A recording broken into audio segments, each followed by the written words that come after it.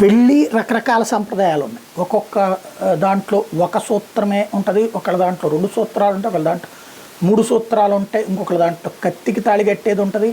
ఇట్లా రకరకాలైనటువంటి విధానాలు ఉన్నాయి. అట్లాగే చావు అంత్యక్రియల్లో కూడా రకరకాలు ఉన్నాయి. ఒక హిందూ సంప్రదాయంలో రకరకాలు ఉన్నాయి.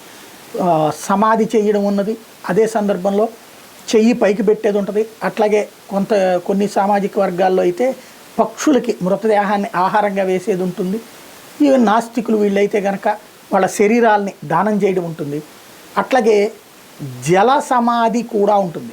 జల సమాధి అంటే ఏదైనా పడవ మునిగిపోతేనో ఇట్లాంటప్పుడు ఈ పదం వాడుతుంటాం. అది ఎందుకు వాడతారంటే కొంతమంది తాము చనిపోయాక తమ శరీరాన్ని జలచరాలకి ఆహారంగా వేయమని చెప్పి కోరుతారు. అంటే జల సమాధి చేయమని కోరుతారు. వాళ్ళ మృతదేహానికి రాళ్ళు లాంటిది మూటలు కట్టే లేదా ఇసుక మూట కట్టేసేసి జలంలో వదిలేస్తారు. అప్పుడు బాడీ కిందకి వెళ్ళిపోతుంది. ఆ తర్వాత జలచరాలు ఆహారంగా తీసుకుంటాయి.